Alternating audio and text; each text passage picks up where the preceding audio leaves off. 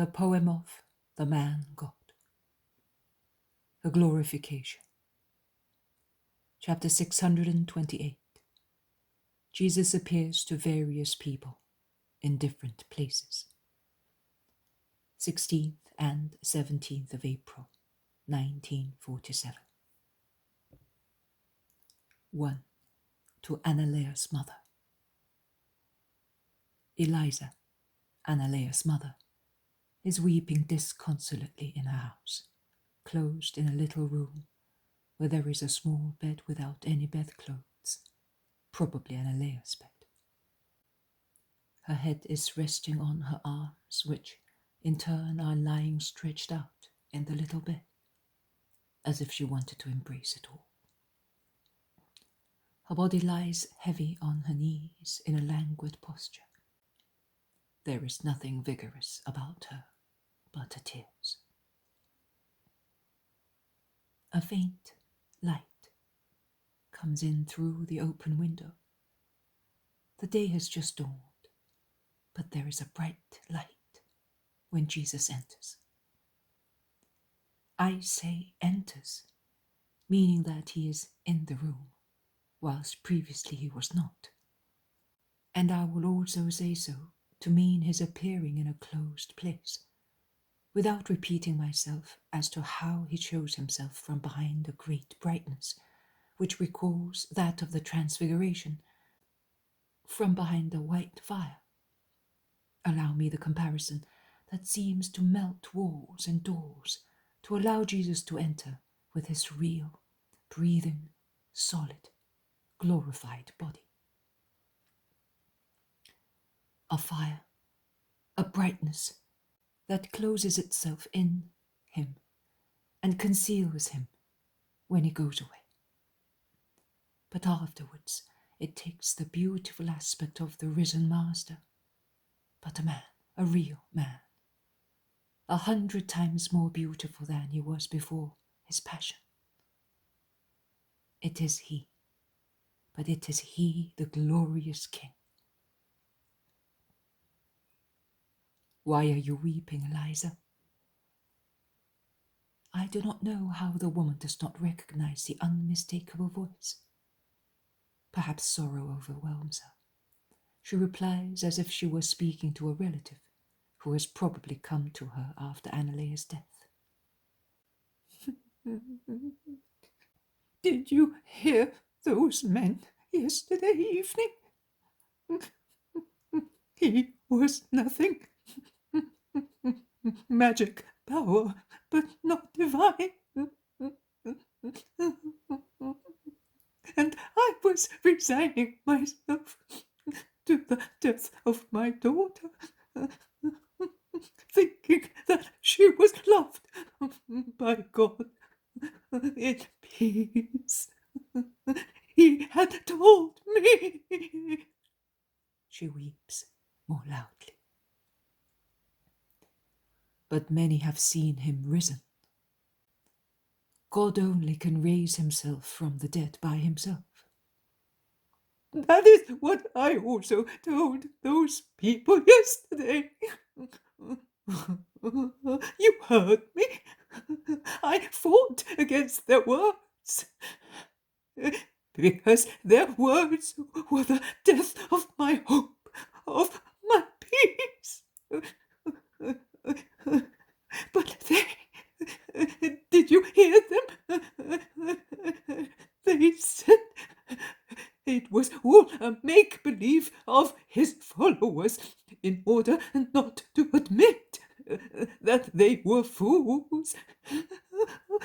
He is dead and buried and decomposed. They have stolen and destroyed his corpse, and now they say that he has risen. That is what they said. And that is why the Most High sent the second earthquake, to make them feel his wrath for their sacrilegious lie. Oh, I have no more consolation. But if you saw the risen Lord with your own eyes, and you touched him with your own hands, would you believe? I am not worthy of that, but I should certainly believe it would be sufficient for me to see him. I should not dare touch his body, because if it were so, it would be a divine body, and a woman cannot approach the Holy of Holies. Raise your head, Eliza, and see who is standing in front of you. The woman raises her white-haired head, her face disfigured by tears, and she sees. She drops even lower on her heels. She rubs her eyes. She opens her mouth to utter a cry that wants to come up, but is stifled in her throat by amazement. It is I, the Lord. Touch my hand. Kiss it. You sacrificed your daughter to me. You deserve it.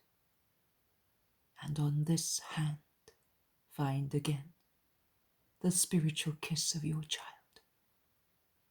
She is in heaven. She is blessed. You will speak to the disciples about that and about this day. The woman is so enraptured that she dare not make the gesture, and it is Jesus himself who presses the tips of his fingers against her lips. Oh, you have really risen. Happy I am. May you be blessed for comforting me. She stoops to kiss his feet, and she does so, and she remains like that. The supernatural light envelops the Christ in its brightness, and the room is devoid of him. But the mother's heart is full of unshakable certainty.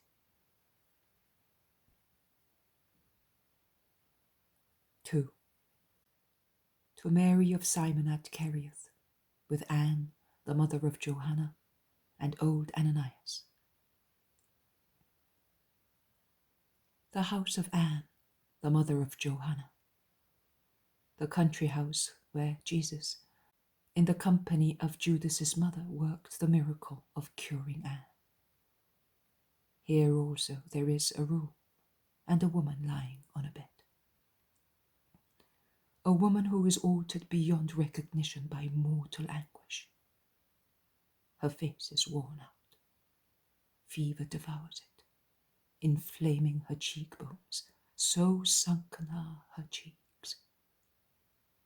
Her eyes, black-ringed, red with fever and tears, are half closed under her swollen eyelids. Where there is no reddening caused by fever, her complexion is yellowish, greenish, as if bile was spread in her blood. Her lean arms and thin hands are relaxed on the bedcloths, which are raised by her rapid panting. Near the sick woman, who is no one else but Judas's mother, there is Anne, Johannan's mother.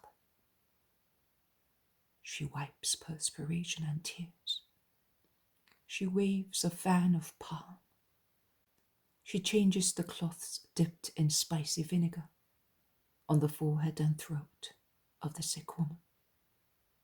She caresses her hands and loose hair, that in a short time has become more white than black, and is spread on the pillow, and wet as it is with perspiration, adheres to her ears, which have become transparent. Also Anne weeps, uttering words of comfort. Don't, Mary, don't. Enough. He has sinned. But you know how the Lord Jesus. Be quiet. That name to me said to me is profaned. I am the mother of the Cain of God. Her quiet weeping changes into exhausted, heart-rending sobbing. She feels she is choking. She catches hold of the neck of a friend who assists her while she vomits some bile. Peace, peace, Mary, don't. Oh, what shall I tell you to convince you that he, the Lord, loves you? I repeat it to you. I swear it on the things which are most holy to me, my Saviour and my child. He told me when you brought him to me. He had for you words and providence of infinite love. You are innocent. He loves you. I am certain that he would give himself once again to give you peace. Poor mother. Mother of the Cain of God. Can you hear it? That wind out there. It says so. The voice goes all over the world. The voice of the wind, and it says, Mary of Simon, the mother of Judas, he who betrayed the master and handed him over to his executioners. Can you hear it? Everything says so. The stream out there, the doves, the sheep, the whole earth shouts that I am. No, I do not want to recover my health. I want to die. God is just, and he will not punish me in the next life. But here, no. The world does not forgive. It does not distinguish. I am becoming mad because the world howls. You are Judas's mother. She is exhausted and collapses on the pillows. Anne recomposes her and goes out to take away the dirty linen cloths. Mary, her eyes closed, deadly pale after the effort she made, moans. The mother of Judas. Of Judas. Of Judas. She pants, then resumes. But what is Judas? What did I give birth to? What is Judas? What have I?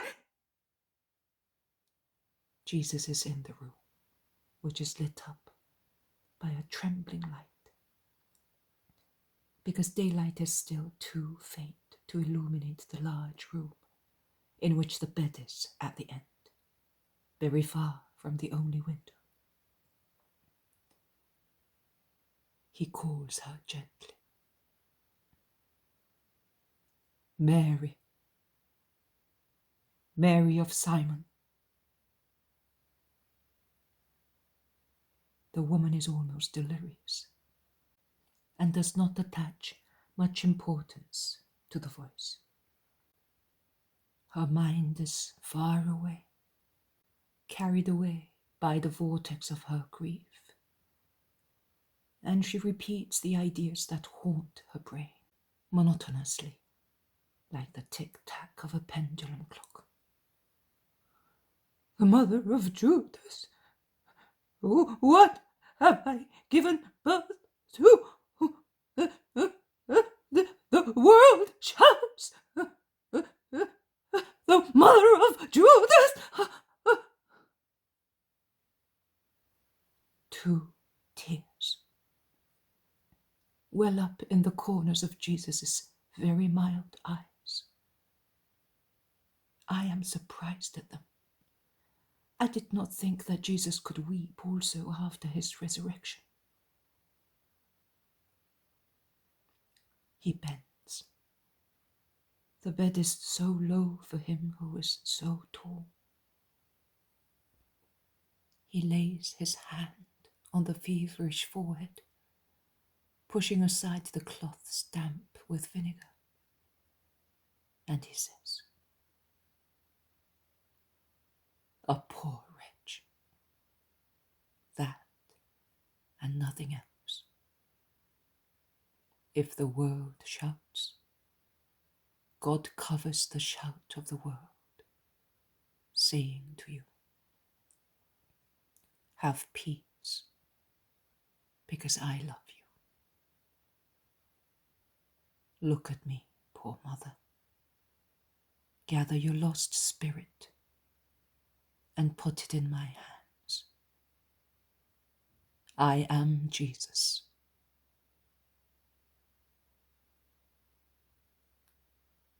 Mary of Simon opens her eyes as if she were coming out of a nightmare, and she sees the Lord. She feels his hand on her forehead. She covers her face with her trembling hands and moans,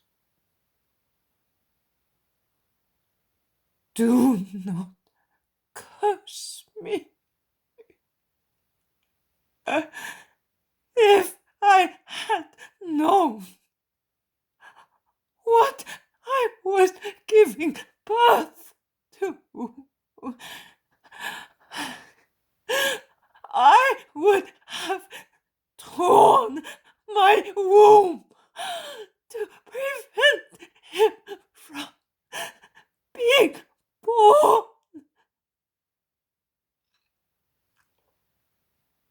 And you would have sinned, Mary. Oh, Mary, do not depart from your justice because of the sin of another person.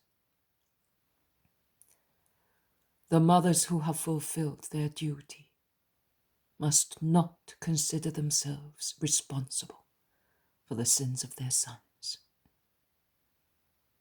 You have done your duty, Mary. Give me your poor hands. Be calm, poor mother. I am Judas's mother. I am unclean, like all the things that demon touched.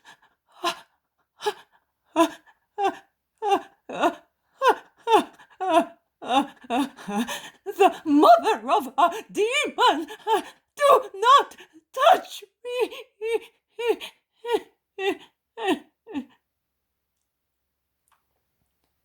She struggles to avoid the divine hands that want to hold her. The 2 tears of Jesus fall on her face, burning once again with fever. I have purified you, Mary.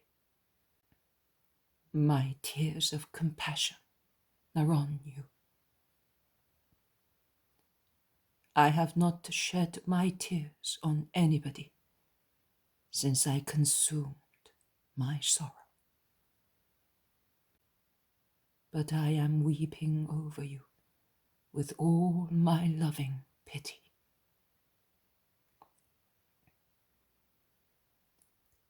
He has succeeded in getting hold of her hands, and he sits, yes, he really sits down on the edge of the little bed, holding her trembling hands in his.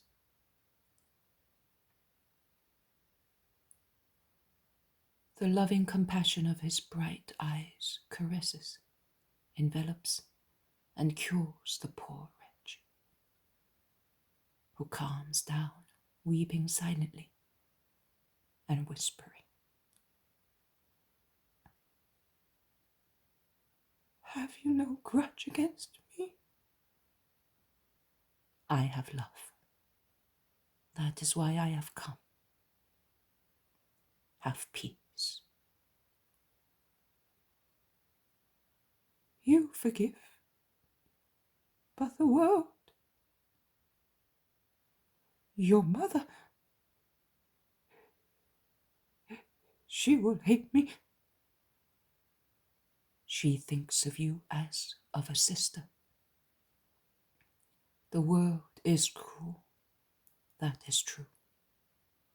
But my mother is the mother of the love, and she is good. You cannot go about in the world, but she will come to you when everything is at peace. Time pacifies. Make me die if you love me. A little longer. Your son was not able to give me anything. Give me a period of time of your suffering. It will be a short one. My son has given you too much. Infinite horror he has given you. And you, your infinite sorrow. The horror is over. It no longer serves. Your sorrow serves. It joins these wounds of mine, and your tears and my blood wash the world. All sorrows join together to wash the world. Your tears are between my blood and the tears of my mother, and around them there is all the sorrow of the saints who will suffer for the Christ and for men, for my sake and for the sake of men. Poor Mary. He lays her down gently. He crosses her hands and watches her as she calms down. Anne comes back in and stops dumbfounded on the threshold. Jesus, who is now standing, looks at her, saying, You have complied with my wish. There is peace for obedient people. Your soul has understood me. Live in my peace. He lowers his eyes again on Mary of Simon, who looks at him through a stream of tears which are now more calm. And he smiles at her again. And he says to her, lay your hope in the Lord, and he will give you all his comfort. He blesses her and is about to go away. Mary of Simon utters a passionate cry. They say that my son betrayed you with a kiss. Is it true, Lord? If it is so, allow me to wash it by kissing your hands. There is nothing else I can do.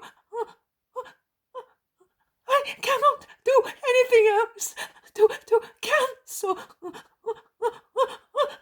To cancel. She is struck with deep grief. Jesus. Oh, Jesus does not give her his hands to kiss. Those hands on which the wide sleeve of his snow-white tunic reaches down to half the metacarpus, concealing the wounds. But he takes her head in his hands, and he bends, and with his divine lips he lightly touches the burning forehead of the most unhappy of all women. And standing up again, he says to her, my tears and my kiss. No one has ever had so much from me. So be at peace, because there is nothing but love between you and me. He blesses her, and after going across the room quickly, he goes out behind Anne, who did not dare to come forward or to speak, but is weeping, deeply moved. But when they are in the corridor that leads to the main door, Anne dares to speak and to ask the question which she has at heart. My Johanna? For 15 days she has rejoiced in heaven. I did not mention it there, because too big is the contrast between your daughter and her son. It is true, a great torture. I think she will die of it. No, not soon. Now she will be more at peace. You have consoled her. You who more than anybody, I, who pity her more than anybody else. I am the divine pity. I am the love.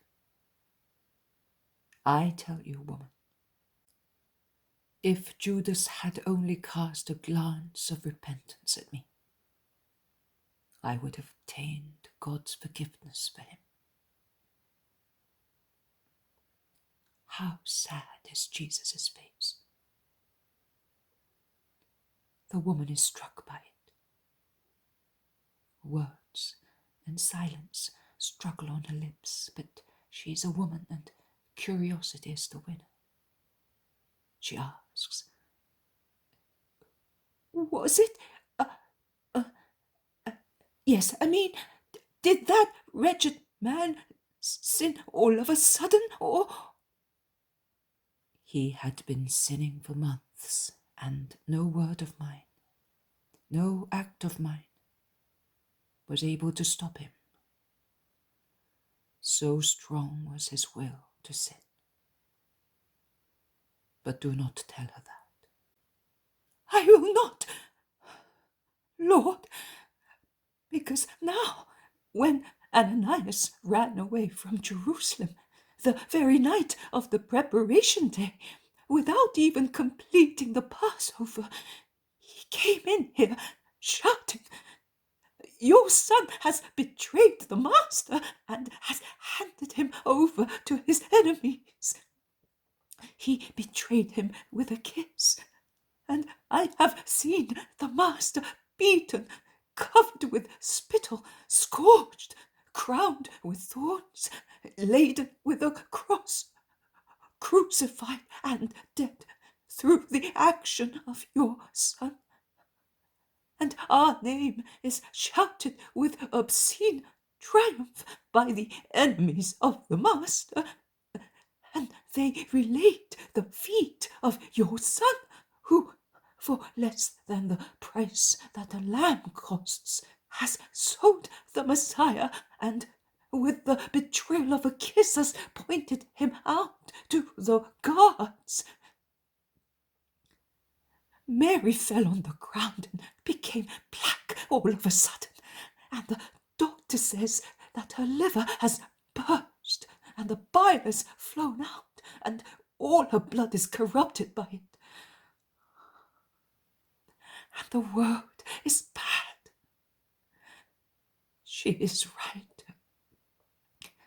I had to bring her here, because they came near her house in Kerioth to shout, "Your son is a deicide and a suicide. He has hanged himself, and Beelzebub has taken his soul, and Satan has come to take even his body." Is that horrible wonder true?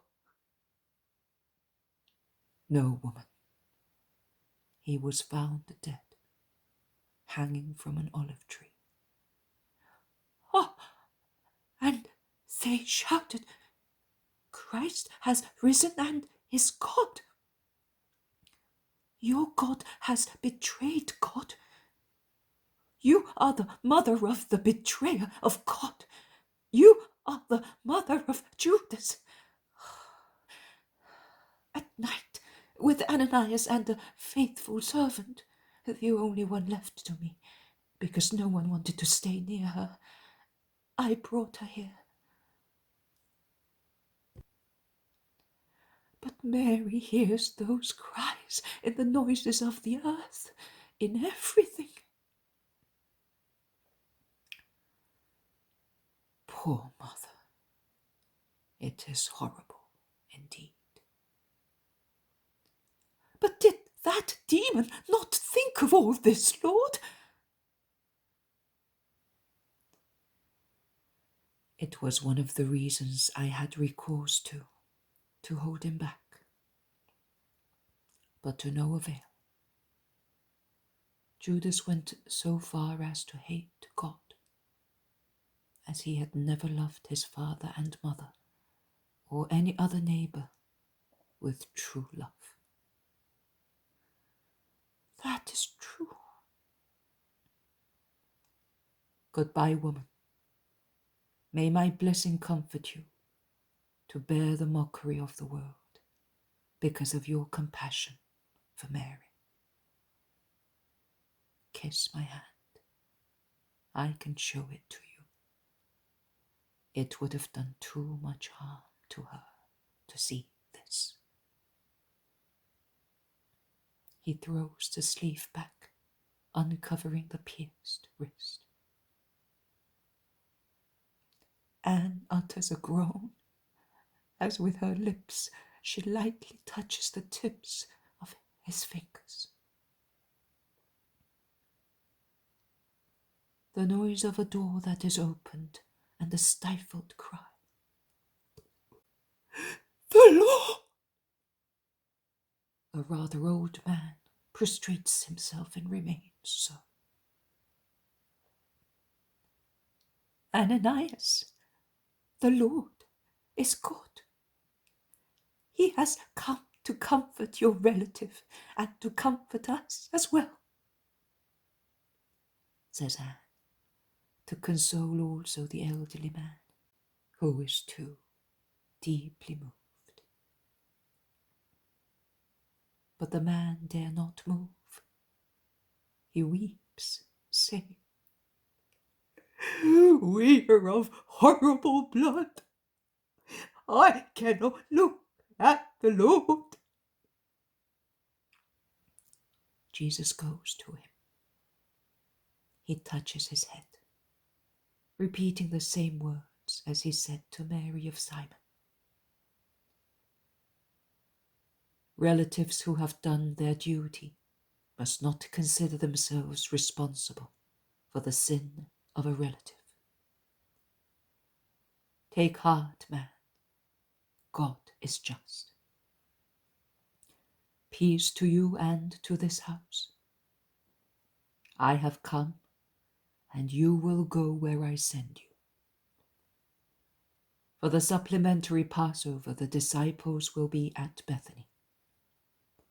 You will go to them and you will tell them that on the 12th day from his death, you saw the Lord at Kerioth, alive and true, in body and soul and divinity. They will believe you, because I have already been with them quite a lot.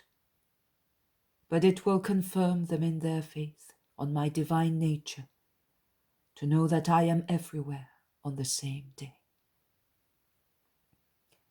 And before that, this very day, you will go to Kerioth to ask the leader of the synagogue to gather the people together. And in the presence of everybody you will say that I came here, and that they are to remember my words of the farewell.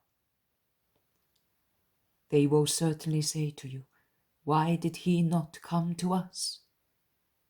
You will reply so. The Lord told me to say to you that if you had done what he told you to do to the innocent mother, he would have shown himself. You failed in your duty of love, and that is why the Lord has not shown himself. Will you do that? That is difficult, Lord. It is difficult to do that. They consider us all as heart lepers. The leader of the synagogue will not listen to me, and he will not let me speak to the people. He may beat me. However, I will do it, because you want it. The elderly man does not raise his head. He speaks, bent in deep prostration. Look at me, Ananias. The man looks up, trembling with veneration. Jesus is as bright and handsome as he was on Mount Tabor. The light envelops him, concealing his features and his smile. And the corridor is left without him, without any door being moved to let him pass. The two worship and worship, as they have become all adoration through the divine manifestation.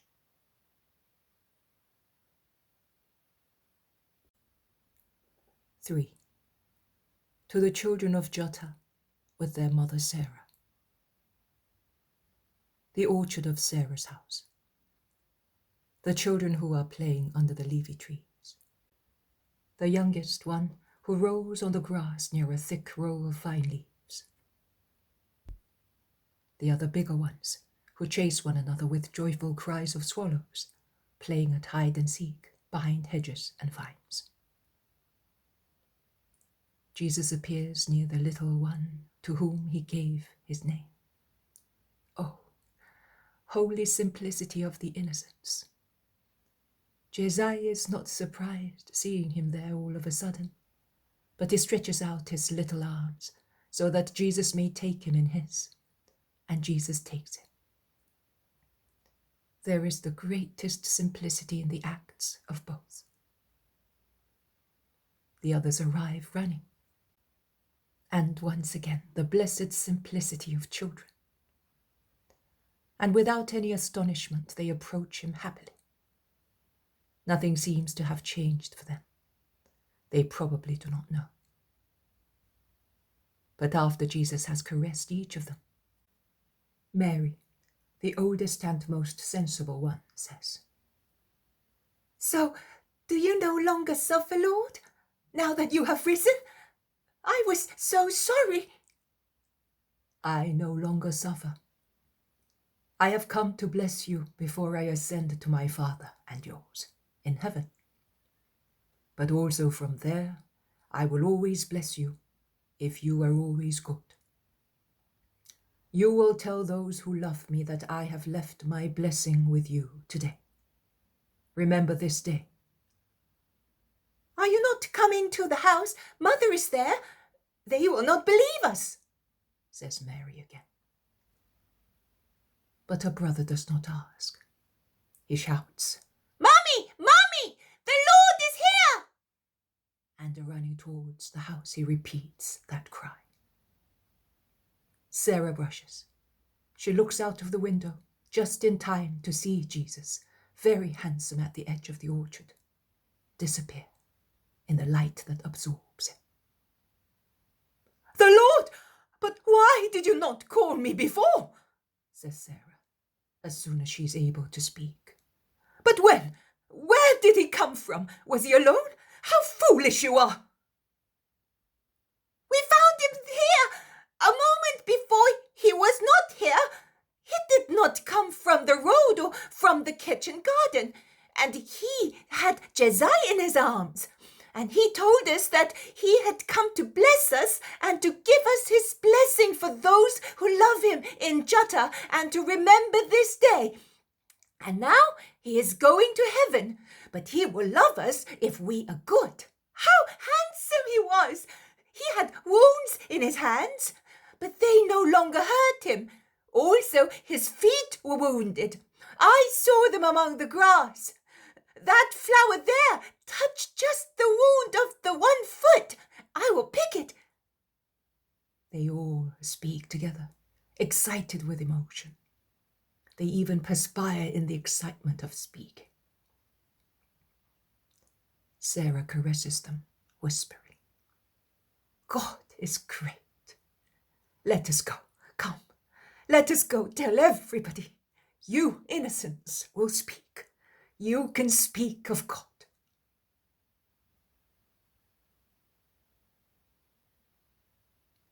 "4. To young Joah at Pella. The young man is working with zeal around a cart. He is loading it with vegetables picked in a nearby vegetable garden. The little donkey beats the hard surface of the country road with its hoof.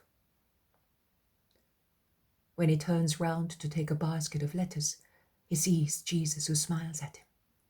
He drops the basket on the ground and he kneels down, rubbing his eyes, incredulous of what he sees, and he whispers, "Most High, do not lead me into illusions.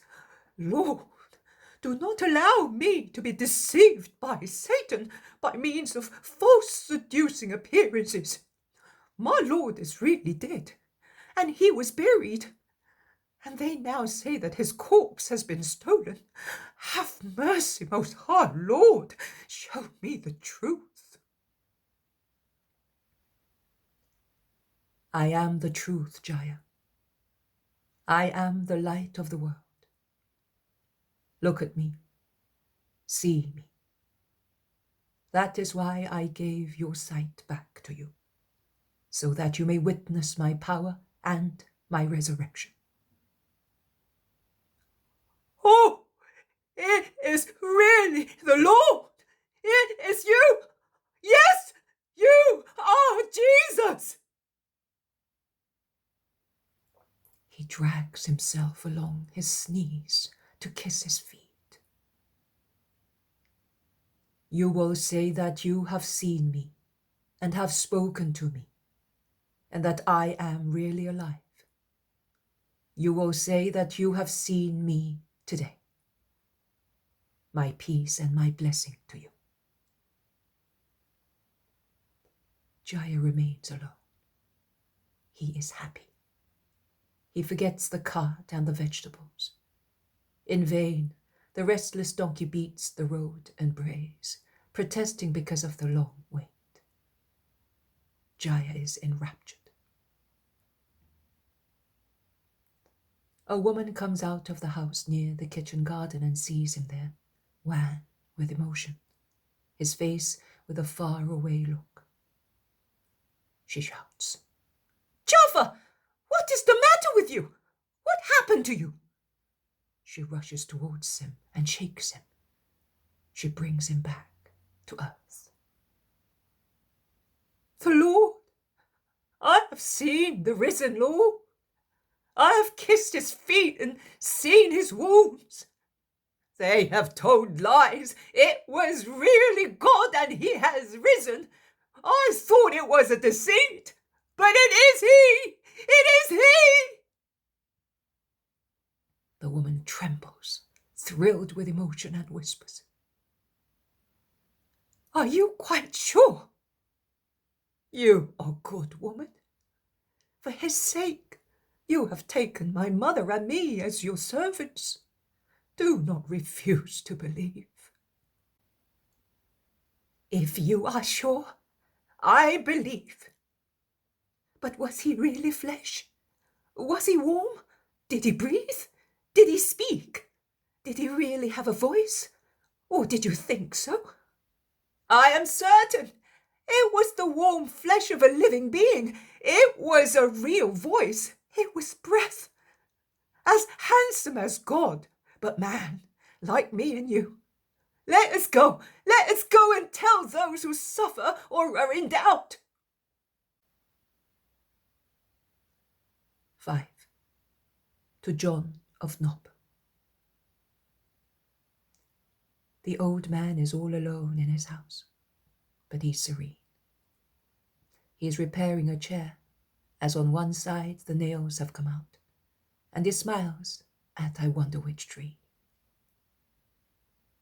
There is a knock at the door.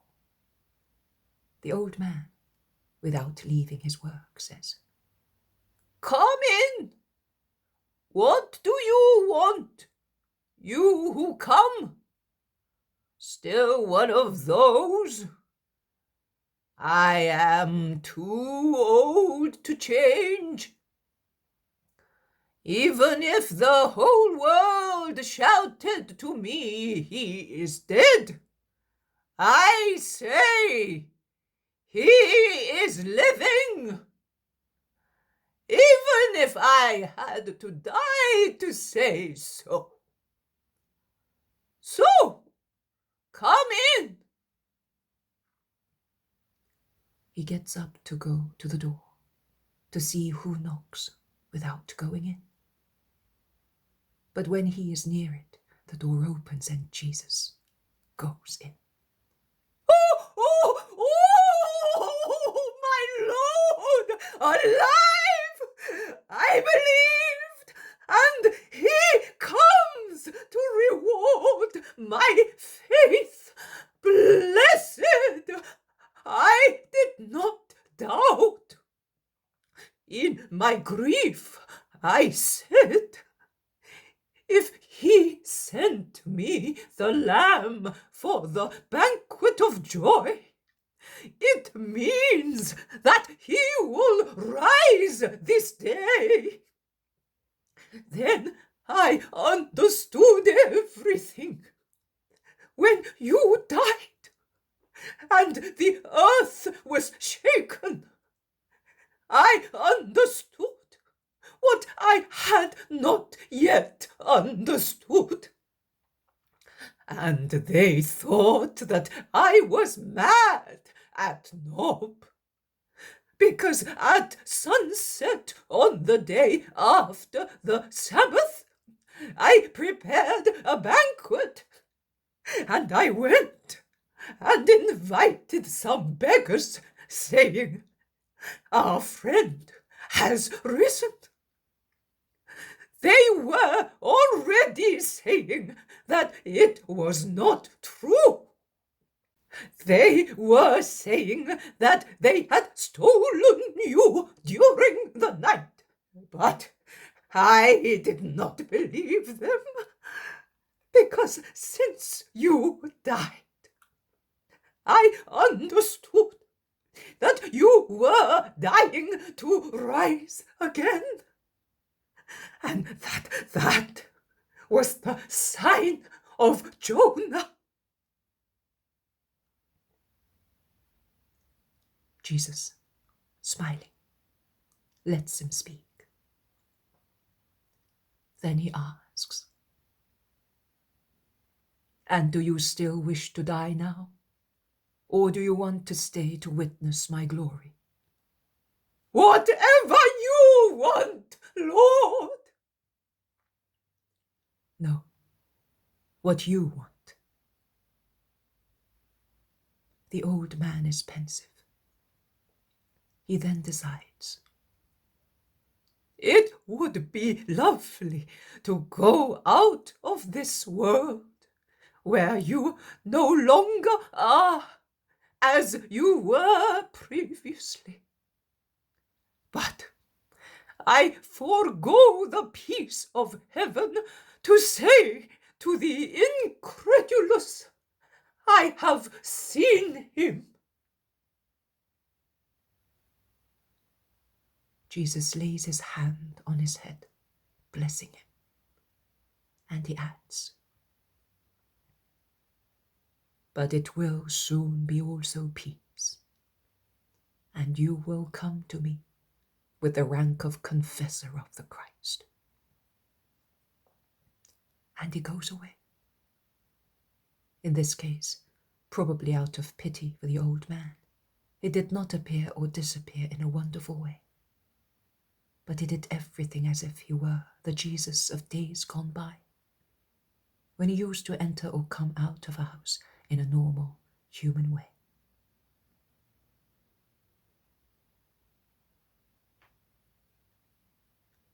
Six. To Matias, the old solitary man near Yabesh Gilead. The old man is working at his vegetables and is talking to himself.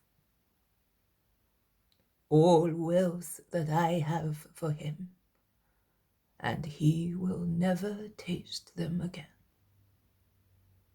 I have worked in vain. I believe that he was the Son of God, that he died and has risen. But he is no longer the master who sits at the table of the poor or of the rich and share the food with equal love. Perhaps, no, certainly with more love with the poor than with the rich. Now he is the risen Lord. He has risen to confirm us, his believers, in our faith. And they say that it is not true, that no one has ever risen by himself. No one. No. No man. But he did, because he is God." He claps his hands to drive away the pigeons that come down to steal the seed in the earth that has just been dug and sown. And he says, "It is useless now for you to procreate. He will never relish your little ones again. And you useless bees. For whom do you produce honey? I was hoping to have him at least once with me, now that I am not so poor. Everything has flourished here after he came. But with that money that I have never touched, I want to go to Nazareth to his mother and say to her, "Make me your servant, but let me stay here where you are, because you are still he." He wipes a tear with the back of his hand. "Matias, have you some bread for a pilgrim?" Matias looks up, but as he is on his knees, he cannot see who is speaking from behind the tall hedge that surrounds his small property, lost in this green solitary place beyond the Jordan. But he replies, "Whoever you may be, come in the name of the Lord Jesus." And he stands up to open the fence. He finds himself facing Jesus, and he remains with his hand on the latch, unable to make a gesture. "Do you not want me as your guest, Matias? You did once, and you were regretting that you could not do so again. I am here, and are you not opening to me?" says Jesus, smiling. "Oh, Lord, I am not worthy that my Lord should come in here. Jesus passes his hand over the fence and opens the lock, saying, "The Lord enters wherever he wants, Matias." He goes in. He proceeds along the humble kitchen garden. He goes towards the house, and on the threshold he says, "So, you can sacrifice the little ones of your pigeons. Take your vegetables away from the garden and the honey from your bees. We will share the bread together, and your work will not have been useless, and your desire vain. And this place will be dear to you, and you will not have to go where there will soon be silence and abandonment. I am everywhere, Matias. He who loves me is always with me. My disciples will be in Jerusalem. My church will arise there. Make sure you are there for the supplementary Passover." "Forgive me, Lord, but I could not resist in that place, and I ran away. I arrived there at the 9th hour, the day before Preparation Day. And the day after, oh, I ran away as I did not want to see you die. Only for that, Lord." "I know. And I know that you went back, and you were one of the first to weep over my sepulchre. But I was already out of it. I know everything. Here, I will sit here and rest. I have always rested here, and the angels know that." The man busies himself, but he seems to be moving in a church. So reverently he moves about. Now and again he wipes a tear, which is about to mingle with his smile, while he comes and goes to get the little pigeons, kill them, prepare them, poke the fire, pick and wash the vegetables, and put the early figs in a plate, and lay the table with the best tableware. But when everything is ready, how can he sit down and eat? He wants to serve, which seems a great deal to him, and does not want anything else. But Jesus, who has offered and blessed the food, offers him half of the pigeon, which he has cut, placing the meat on a piece of bread that he has dipped into the sauce. "Oh, as to a favorite," says the man, and he eats, weeping for joy and emotion, without taking his eyes off Jesus, who eats, drinks, enjoys the vegetables, the fruit, the honey, and offers his chalice to him after taking a sip of wine. Previously, he had always drunk water. The meal is over. I am really alive, as you can see, and you are quite happy. Remember that 12 days ago I was dying by the will of men. But nothing is the will of men when the will of God does not agree to it. And more than that, the contrary will of men becomes a servile instrument of the eternal will. Goodbye, Matias. As I said, that he will be with me who gave me a drink when I was the pilgrim, about whom every doubt was lawful. So I say to you, you will have a part in my celestial kingdom.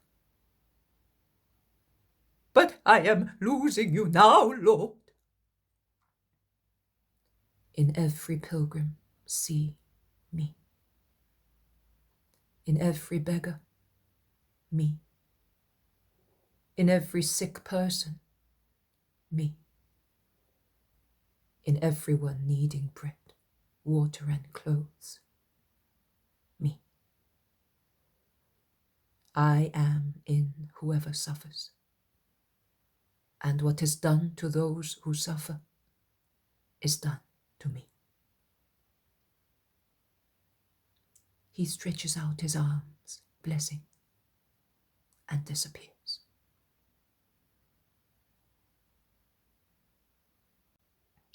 Seven, to Abraham of En-Gedi, who dies in his arms. The square of En-Gedi, pillared temple of rustling palm trees.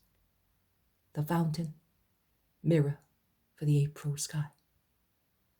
The pigeons, low murmur of organ. Old Abraham passes through it with his working tools on his shoulders. He looks even older, but serene, like one who has found relief after a violent storm. He passes along through the rest of the town and goes to the vineyards near the fountains. The beautiful fertile vineyards, already promising abundant crops. He goes in and begins to hoe, to prune, to tie. Now and again he stands up. He leans on the hoe. He ponders. He smooths his patriarchal beard. He sighs.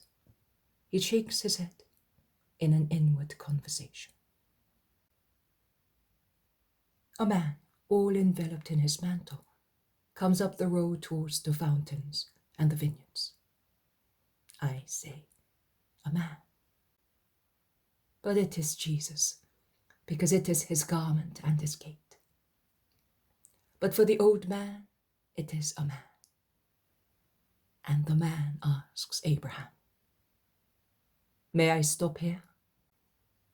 "Hospitality is sacred. I have never denied it to anybody.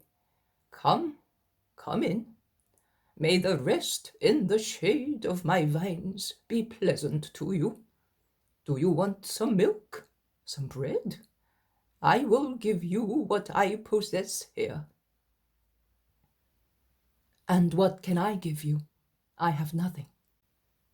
He who is the Messiah has given me everything, for every man. And no matter what I give, it is nothing when compared to what he has given me. Do you know that they crucified him?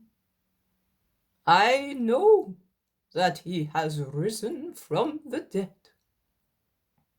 Are you one of those who crucified him? I am not allowed to hate, because he does not want hatred. But if I were allowed, I would hate you if you were. I am not one of his crucifiers, do not worry. So you know everything about him? Yes, everything. And Elisha, he is my son, you know. Elisha did not come back anymore from Jerusalem. And he said, "Dismiss me, Father, because I am leaving all my wealth in order to preach the Lord. I will go to Capernaum to look for John, and I will join the faithful disciples." So your son has left you, so old and alone. What you call abandonment is the joy I have dreamt of. Had leprosy not deprived me of him? And who gave him back to me? The Messiah. And am I losing him because he preaches the Lord? Of course not. I shall find him again also in eternal life. But you speak in a way that makes me suspicious.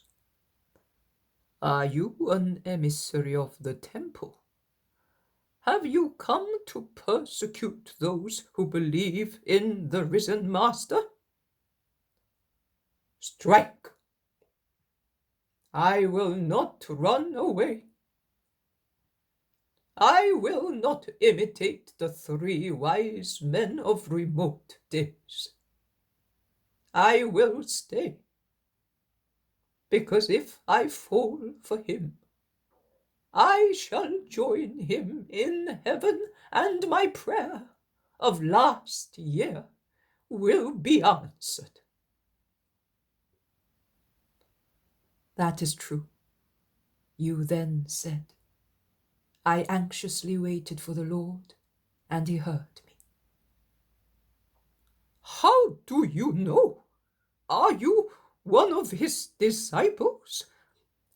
Were you here with him when I prayed him? Oh, if you are such, help me to make my cry reach him, so that he may remember. He prostrates himself, thinking that he is speaking to an apostle. It is I, Abraham of En-Gedi, and I say to you, come. Jesus stretches out his arms towards him, revealing himself, and inviting him to throw himself into them, relaxing on his heart. At that moment, a boy comes into the vineyard. He is followed by an adolescent, and he shouts, "Father, Father, we are here to help you." But the trilling cry of the boy is drowned by the powerful cry of the old man, a true cry of liberation. "Here I am! I am coming!" And Abraham throws himself into the arms of Jesus, shouting again, "Jesus, Holy Messiah, into your hands I commit my spirit." A blessed death, a death I envy. On the heart of Christ, in the serene peace of the April flowery country.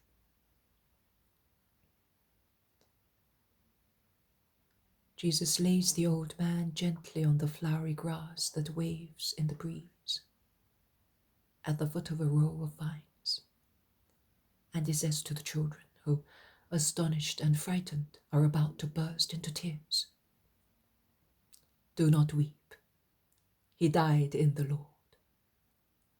Blessed are those who die in him. Go, boys, and tell those of En-Gedi that their synagogue leader has seen the risen Lord and had his prayer answered by him. Do not weep. Do not weep." He caresses them while leading them to the exit. He then goes back to the deceased man and tidies his beard and hair. He lowers his eyelids, which were half closed. He puts the body in order, and on it he lays the mantle that Abraham had taken off to work. He remains there until he hears some voices coming from the road.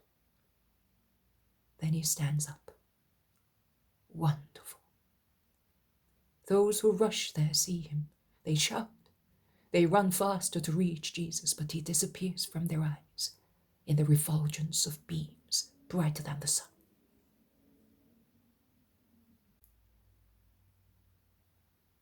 Eight. To Elijah, the SNE of Mount Cherith. The harsh solitude of the rough mountain at the bottom of which flows the Cherith. Elijah is praying, even more emaciated and bearded, wearing a coarse woolen garment which is neither grey nor brown, and makes him look like the rocks surrounding him. He hears a noise resembling that of wind or thunder. He looks up. Jesus has appeared on a rock, hanging balanced over the precipice, at the bottom of which there is the torrent. "The Master!" He throws himself on the ground, face downwards. "I, Elijah. Did you not hear the earthquake on Preparation Day?" "Yes, I did. And I went down to Jericho and to Cintiki. I did not find any of those who love you. I asked after you. They hit me. Then I felt the earth tremble once again, but not so violently. And I came back here to do penance, thinking that the dam of celestial wrath had opened. Of divine mercy. I died and have risen. Look at my wounds. Join the servants of the Lord on Mount Tabor and tell them that I sent you." He blesses him and disappears.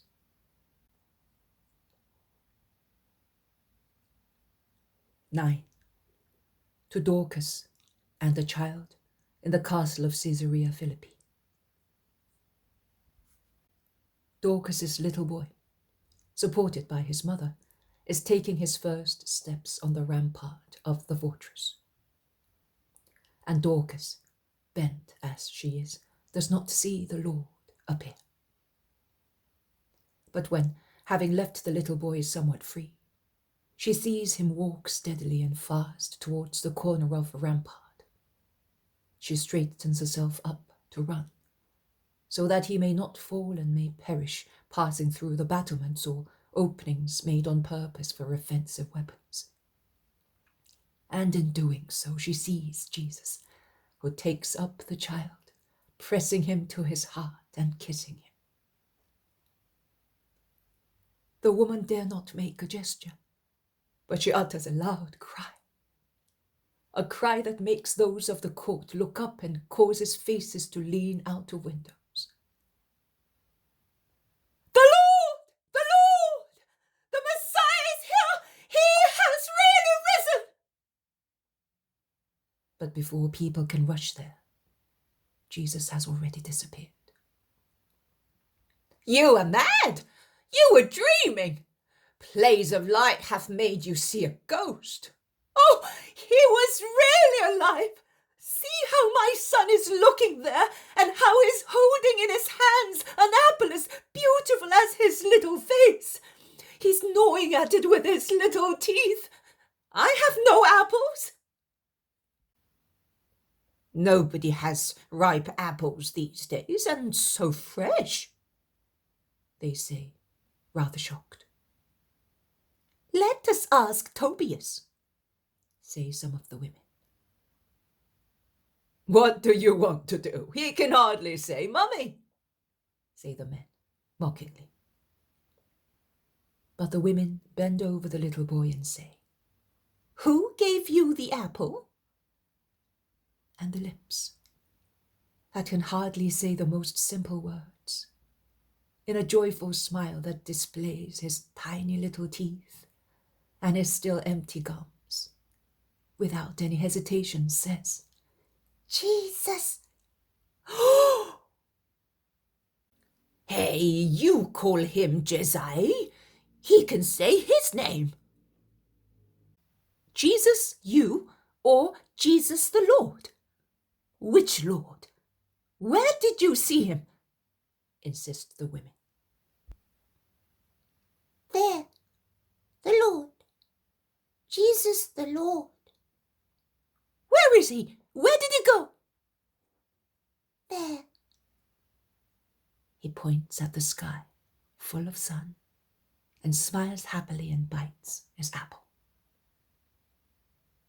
And while the men go away shaking their heads, Dorcas says to the women, "He was handsome. He seemed to be dressed in light, and on his hands he had the signs of the nails, as red as gems against so much whiteness. I saw him very well, because he held the child so." And she makes the gesture of Jesus. The superintendent hastens there. He makes them repeat the story. He ponders and concludes. "The psalm says, 'On the lips of children and babes in arms you have placed the perfect praise.'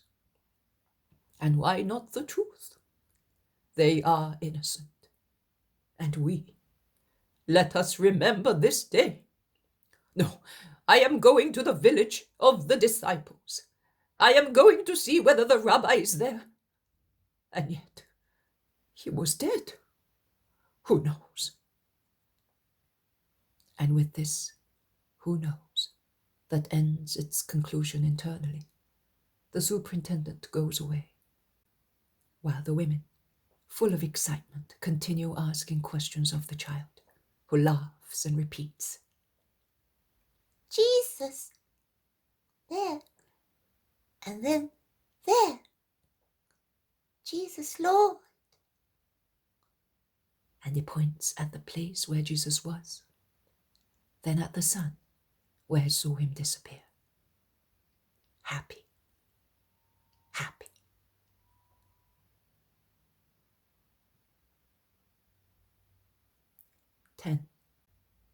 To the people gathered in the synagogue of Kadesh.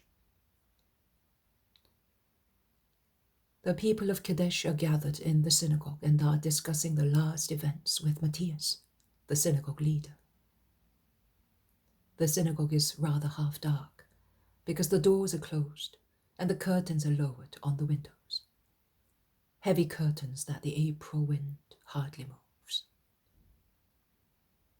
A lightning illuminates the room. It looks like lightning, but it is the light that precedes Jesus.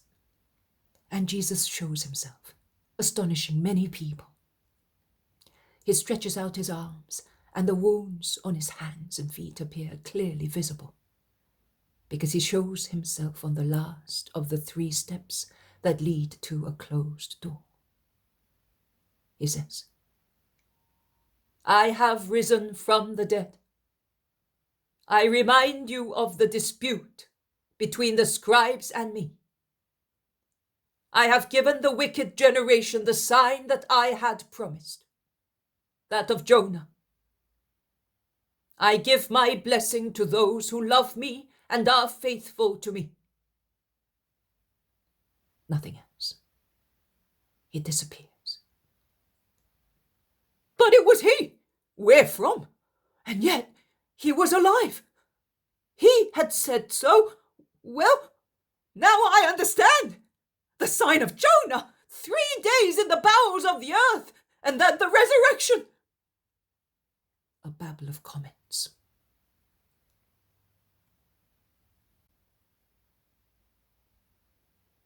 "11. To a group of rabbis at Giscala. A poisonous group of rabbis who try to convince some hesitating men of their requests. They would like to get these men to go to Gamaliel, who has closed himself in his house and does not want to see anybody. These men say, "We tell you that he is not here. We do not know where he is. He came, he consulted some rows, he went away. He did not say one word. He was frightening, so upset and aged he was," reply the others. With a bad grace, the rabbis turn their backs on those who have spoken, and they go away, saying, "Also Gamaliel is as mad as Simon. It is not true that the Galilean has risen. It is not true. It is not true. It is not true that he is God. It is not true. Nothing is true. We alone are in the truth." The very pain they take in saying that it is not true proves that they are afraid that it is true, that they need to be reassured. They have walked along the wall of the house, and they are near Hillel's tomb. Howling their denials all the time, they raise their heads, and they run away, shouting. The Jesus extremely kind to good people is there, frighteningly powerful, with his arms opened out as on the cross. The wounds on his hands are as red as if they were still dripping blood. He does not utter one word, but his eyes fulminate them. The rabbis run away. They fall, they get up, they wound themselves against trees and stones, mad, driven mad by fear. They look like homicides who have been taken back into the presence of their victim.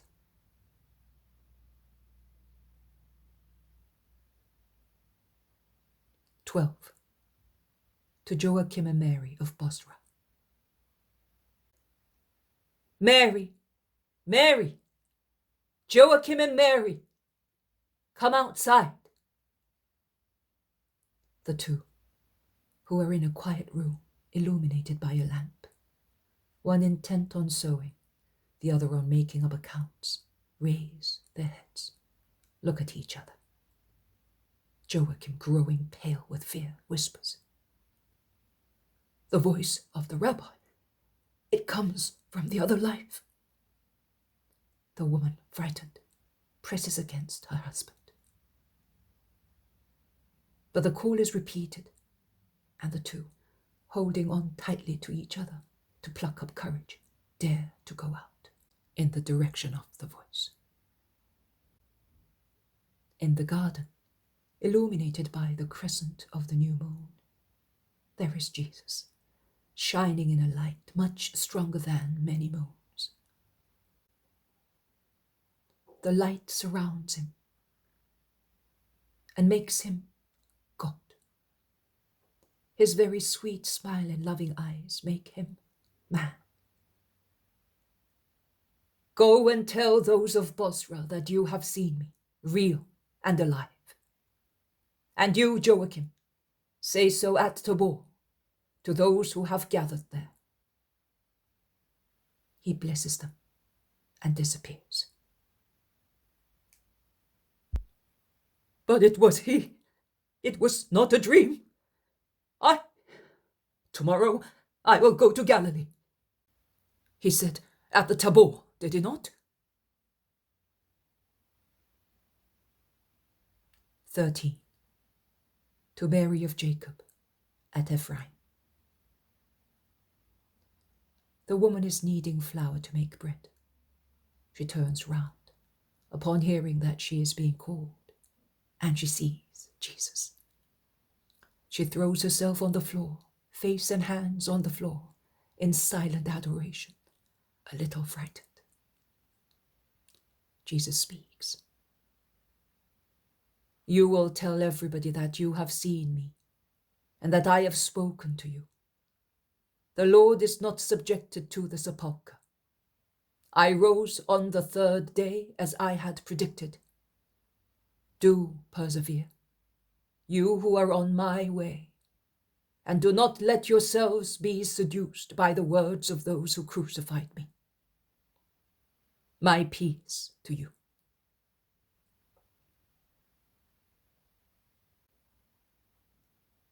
"14. To Cintiki at Antioch. Cintiki is preparing a travelling bag. It is evening, because a little lamp is lit. Its faint light flickers, and it is placed on a table near the woman, intent on folding some garments. The room is brightly lit up, and Cintiki raises her head, surprised, to see what is happening. What is the source of such a bright light in that room, which is completely closed? And before she can see, Jesus forestalls her. It is I. Be not afraid. I have shown myself to many people to confirm them in their faith. I am showing myself also to you, my obedient, faithful disciple. I have risen. See, I no longer suffer. Why are you weeping? The woman, before the beauty of the glorified Master, finds no words. Jesus smiles at her to encourage her, and he adds, I am the same Jesus who gladly received you on the road near Caesarea. Although you were so timid then, you did speak to me, and you did not know me. And now, can you not say one word to me? Oh Lord, I was about to leave, to relieve my heart of so much anxiety and sorrow. Why sorrow? Did they not tell you that I had risen? They told me and denied it, but I have not been upset by their contradictions. I knew that you could not rot in a sepulchre. I wept over your martyrdom. I believed, even before they told me, in your resurrection. And I continued to believe when others came to say that it was not true. But I wanted to come to Galilee. I was thinking, I can no longer do him any harm. He's now more God than man. I do not know whether what I say is right. I understand what you mean. And I said, I will worship him, and I shall see Mary. I was thinking that you would not remain long among us, and I was hastening my departure. I used to say, when he has gone back to his father, as he said, his mother will be somewhat sad in her joy, because she is a soul, but she is also a mother. And I will try to comfort her now that she is alone. I was proud. No, you were compassionate. I will inform my mother of your thought, but do not come there. Remain where you are and continue to work for me. Now more than previously. Your brothers, the disciples, need the work of everybody to propagate my doctrine. You have seen me. Mary is entrusted to John. Do not worry anymore.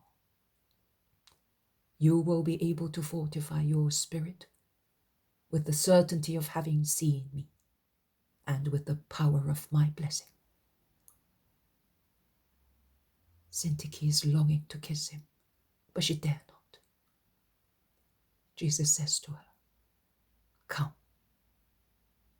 And she dares to drag herself on her knees, close to Jesus, and makes the gesture of kissing his feet. But she sees the two wounds and dare not. She takes the hem of his tunic and kisses it, weeping. And she whispers, "What have they done to you?" Then she asks a question. "And John Felix?" He is happy. He remembers nothing but love and lives in it. Peace to you, Cintiki. He disappears. The woman remains in her adoring attitude, on her knees, her face raised, her hands stretched out a little, tears on her face, a smile on her lips.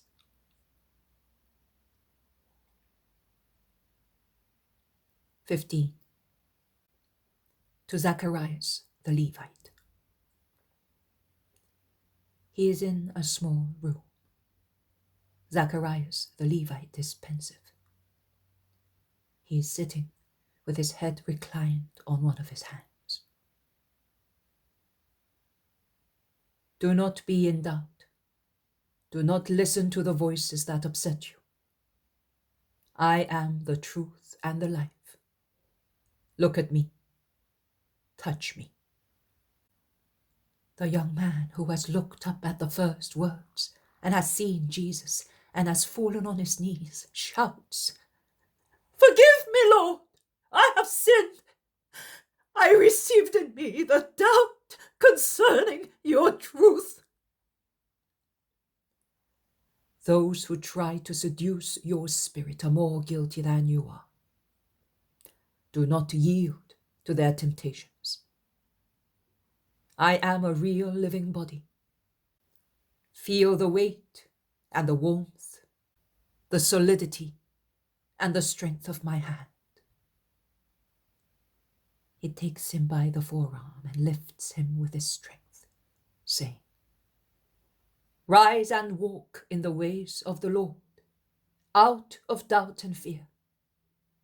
And you will be blessed if you can persevere till the end." He blesses him and disappears. The young man, after a moment's dumbfounded amazement, runs out of the room, shouting, "Mother, Father, I have seen the Master. It is not true what the others say. I was not mad. Do not persist in believing falsehood, but bless the Most High with me as he has had mercy on his servant. I am going away. I am going to Galilee. I will find some of his disciples. I am going to tell them to believe that he has really risen. He does not take a sack with food and garments. He puts on his mantle and runs away, without giving his parents time to recover from their amazement, and to be able to intervene and hold him back. 16. To a woman of the Sharon plain. A coast road, perhaps the one that links Caesarea to Joppa, or another one. I do not know. I know that I see a country on one side and the sea on the opposite side, a deep blue sea beyond the yellowish line of the shore. The road is certainly a Roman thoroughfare, as is evidenced by its paving. A woman in tears is going along it in the early hours of a clear morning. The day has just dawned. The woman must be very tired, because now and again she stops and sits down on a milestone or on the road. Then she gets up and proceeds, as if something were urging her to go on, notwithstanding her great tiredness. Jesus, a wayfarer enveloped in a mantle, sets off beside her. The woman does not look at him. She proceeds, absorbed in her grief. Jesus asks her, "Why are you weeping, woman? Where are you coming from? And where are you going all alone?" I am coming from Jerusalem, and I am going back home. Far? Halfway between Joppa and Caesarea. On foot? In the valley, before Modin, some highwaymen took my donkey and what was on it. It was unwise of you to go all alone. It is not customary to come by oneself at Passover. I did not come for Passover. I remained at home, because I have, and I hope I still have him, a boy who was ill. My husband had gone with other people. I let him go ahead, and 4 days later I set off, because I said, he is certainly in Jerusalem for Passover. I will look for him. I was somewhat afraid, but I said, I am not doing anything wrong. God sees. I believe. I know that he is God. He will not reject me, because... She stops, as if she were frightened, and casts a quick glance at the man who is walking beside her, and who is so covered up that one can hardly see his eyes. The unmistakable eyes of Jesus. Why have you become silent? You are afraid of me. Do you think that I am an enemy of him whom you were looking for? Because you were looking for the Master of Nazareth, to ask him to come to your house and cure the boy while your husband was away. I see that you are a prophet. It is so. But when I arrived in town, the master was dead. Tears choke her. He has risen. Do you not believe it? I know. I believe it. But for some days, I hoped to see him myself. They say that he has shown himself to some people, and I delayed my departure. Every day a torture, because my boy is so ill. My heart was divided whether I should go to comfort him at his death or stay looking for the master. I did not expect him to come to my house, but to promise to cure him. And would you have believed? Do you think that from afar? I believe. Oh, if he had said to me, "Go in peace, your son will recover," I should not have doubted. But I do not deserve it, because she weeps, pressing her veil against her lips, so as to be prevented from speaking. Because your husband is one of the accusers and the crucifiers of Jesus Christ. But Jesus Christ is the Messiah. He is God, and God is just woman. He does not punish an innocent person because of a guilty one. He does not torture a mother because a father is a sinner. Jesus Christ is mercy alive. Oh, are you perhaps one of his apostles? Perhaps you know where he is. Perhaps he sent you to me to tell me this. He has heard. He has seen my grief, my faith. And he has sent you to me as the Most High sent the Archangel Raphael to Tobias. Tell me whether it is so, and although I am so tired as to be feverish, I will retrace my steps to look for the Lord. I am not an apostle, but the apostles have remained in Jerusalem for many days after his resurrection. That is true. I could have asked them. So they continue the master. I did not think they could work miracles. They have still worked them. But now I was told that one only remained faithful, and I did not think.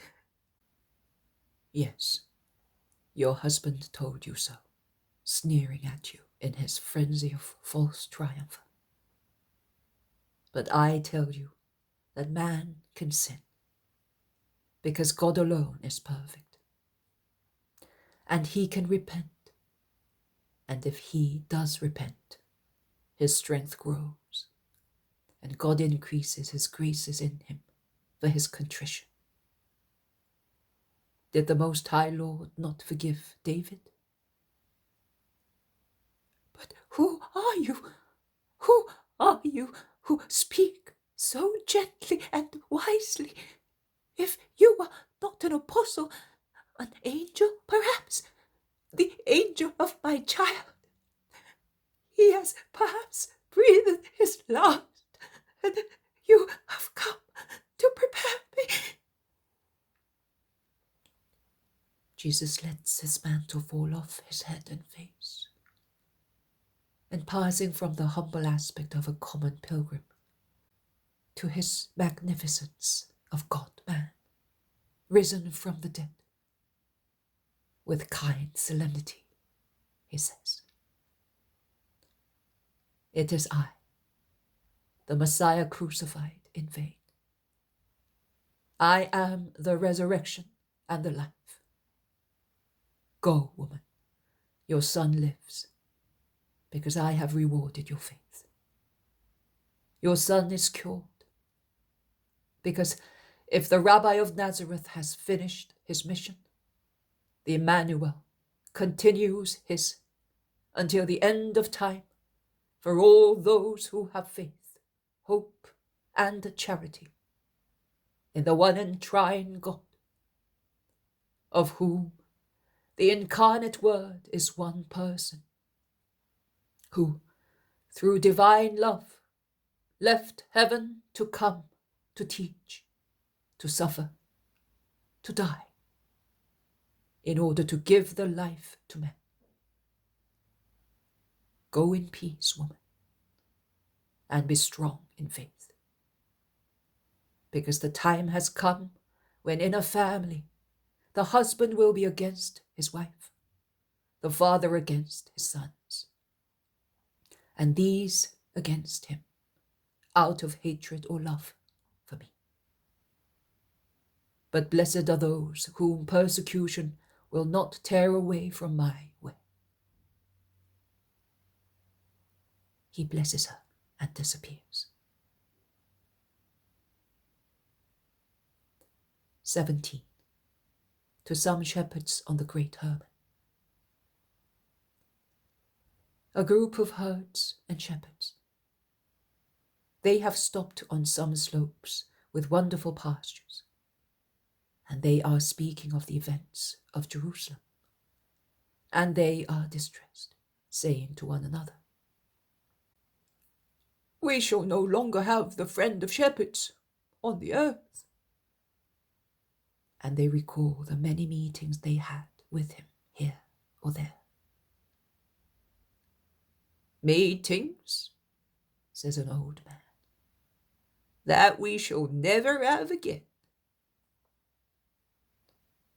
Jesus appears, as if he were setting foot in that place from behind an entangled wood, where the tall trees are embraced by low bushes that conceal the sight of the path. They do not recognize him in the solitary man, and seeing him so enveloped in white garments, they whisper, "Who is he? An Essene? Here? A rich Pharisee?" They are puzzled. Jesus asks them, "Why do you say that you will never meet the Lord again? Because he of whom you are speaking is the Lord." "We know, but do you not know what they have done to him? Now some people say that he has risen, some say that he has not. But even if he has risen, which we prefer to believe, he will have gone away by now. How can he love and remain among the people who have crucified him? And we, who loved him, even if not everyone had made his acquaintance, are sad, because we have lost him. There is still a way to have him. He taught it. Oh, yes, by doing what he taught us. Then one has the kingdom of God and is with him. But one must first live and then die. And he is no longer among us to comfort us." They shake their heads. My dear children, for those who live what he taught, keeping his teachings in their hearts, it is just the same as if they had Jesus in their hearts.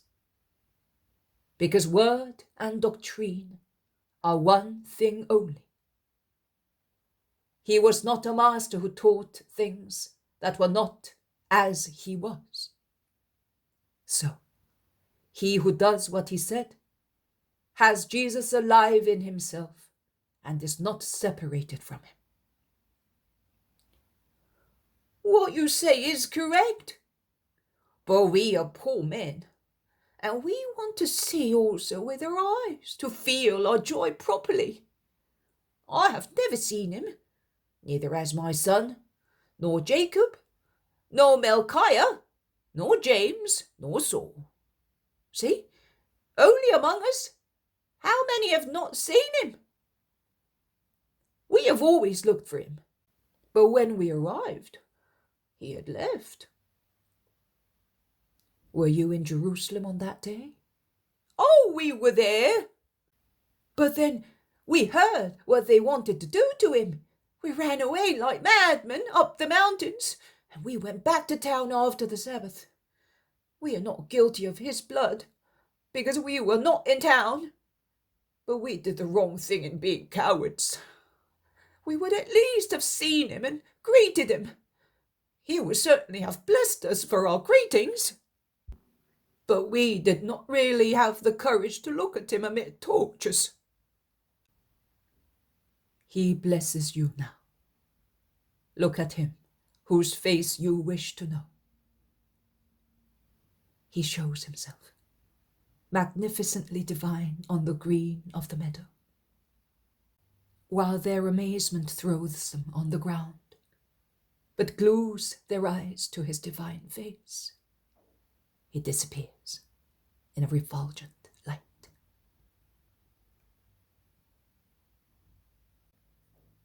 "18. At Sidon, to the little boy born blind. The little boy is playing all alone under a thick pergola. He hears someone calling, and he finds himself in front of Jesus. Not in the least frightened, he asks him, But are you not the rabbi who gave me my eyes? and he fixes his limpid eyes of a child, of the same blue hue as Jesus's, on the divine, sparkling eyes. It is I, my child. Are you not afraid of me? He caresses his head. No, I am not afraid. But my mother and I have wept very much when my father came back before the time, and he told us that he had run away because they had taken the rabbi to put him to death. He did not celebrate Passover, and now he has to leave again to celebrate it. So, did you not die? I died. Look at my wounds. I died on the cross, but I have risen again. Tell your father to remain for some time in Jerusalem after the second Passover, and to stay near the Mount of Olives at Bethphage. He will find there who will tell him what to do. My father was thinking of looking for you. At the Feast of the Tabernacles, he did not succeed in speaking to you. He wanted to tell you that he loves you because of the eyes that you have given me, but he was not able to do so, neither then nor now. He will do so through his faith in me. Goodbye, my dear child. Peace to you and to your family.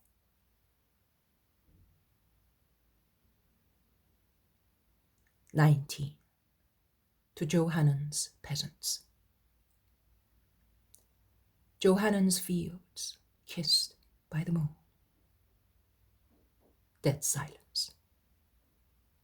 The poor houses of the peasants in a sultry night that compels people to keep at least a door open in order not to die stifled by the heat in their low rooms, where too many bodies are crammed in comparison with the capacity of the place. Jesus goes into one large room. The very moon seems to lengthen her beams to form a royal carpet for him on the floor of beaten earth. He bends over a man who is sleeping, lying face downwards in the heavy sleep of fatigue. He calls him. He passes on to another one, to another one. He calls them all, his poor faithful friends. He passes as lightly and quickly as an angel in flight. He goes into other hovels. Then he goes to wait for them outside near a group of trees. The peasants, half asleep, come out of their hovels. 2, 3, 1 only, 5 together, some women. They are surprised that they have all been called like that by a known voice that said the same words to everybody. Come to the apple orchard. They go there. the men finishing to put on their poor clothes, the women to arrange their plates, and they speak in low voices. It sounded like the voice of Jesus of Nazareth to me. Perhaps his spirit. They killed him. Did you hear that? I cannot believe it. He was God. And yet, also Joel saw him pass under the cross. I was told yesterday, while I was waiting for the bailiff to deal with his market business, some disciples passed through Jezreel, and they said that he has really risen. Be quiet. You know what the master says. Who says that gets scourged. Is put to death, perhaps, but would it not be better rather than suffer like this? And now he is no longer here. And they are even more wicked now that they have succeeded in killing him. They are wicked because he has risen. They speak in low voices while going to the place pointed out to them. The Lord! Shouts a woman, the first to fall on her knees. It's phantasm! Shout others, and some are afraid. It is I. Be not afraid. Do not shout. Come forward. It is really I. I have come to confirm your faith, as I know that other people are laying snares for it. See, my body casts a shadow, because it is a real body. You are not dreaming. My voice is a real one. I am the same Jesus who shared bread with you and gave you love. And also now I give you love.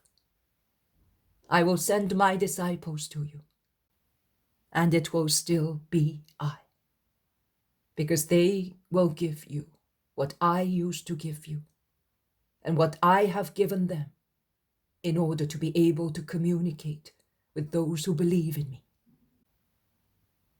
Bear your crosses as I bore mine.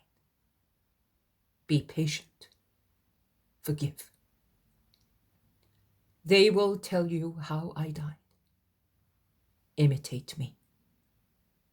The way of sorrow is the way to heaven. Follow it in peace, and you will have my kingdom. There is no other way beside that of resignation to the will of God, of generosity, of charity towards everybody. If there were another one, I should have pointed it out to you. I have come along this one because it is the just way. Be faithful to the law of Sinai, which is immutable in its 10 commandments, and to my doctrine. My disciples will come to teach you, so that you may not be abandoned to the intrigues of wicked people. I bless you. Always remember that I have loved you, and that I have come to you before and after my glorification.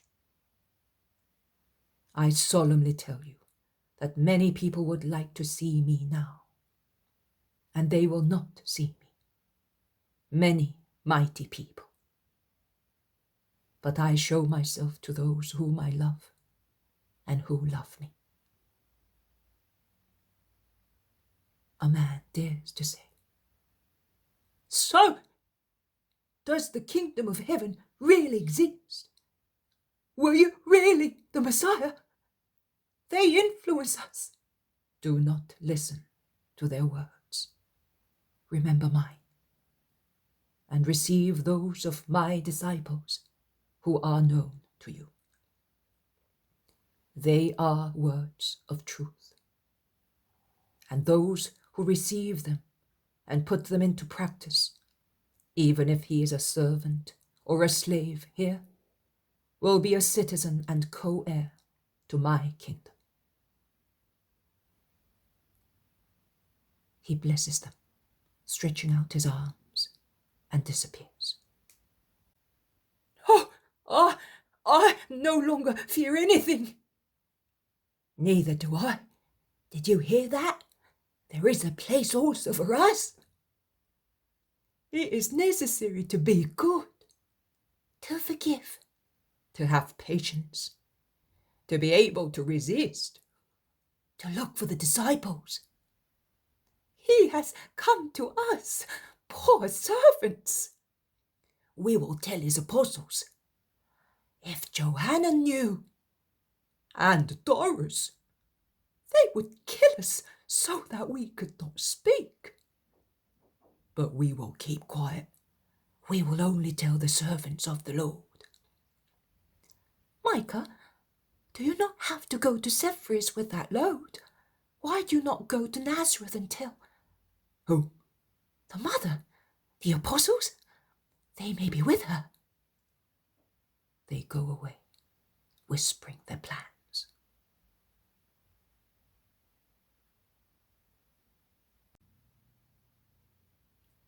20. To Daniel, a relative of Helkai, the Pharisee, with Simon, the member of the Sanhedrin. Helkai the Pharisee is discussing with some of his peers what to do with Simon, the member of the Sanhedrin, who became insane on Good Friday and now speaks too much and says too many things. There are various proposals. Some say that he should be isolated in some desert place, where his shouting can be heard only by a very faithful servant, who is of their same mind. Some, more benignly, feel sure, as it is a transient illness, that it is sufficient to leave him where he is. Helkai replies, I brought him here because I do not know any other place where I can take him. But you know that I mistrust my relative Daniel very much. Others, who are even more wicked than Helkai, say, he wants to run away, to go by sea. Why not please him? Because he is incapable of orderly actions.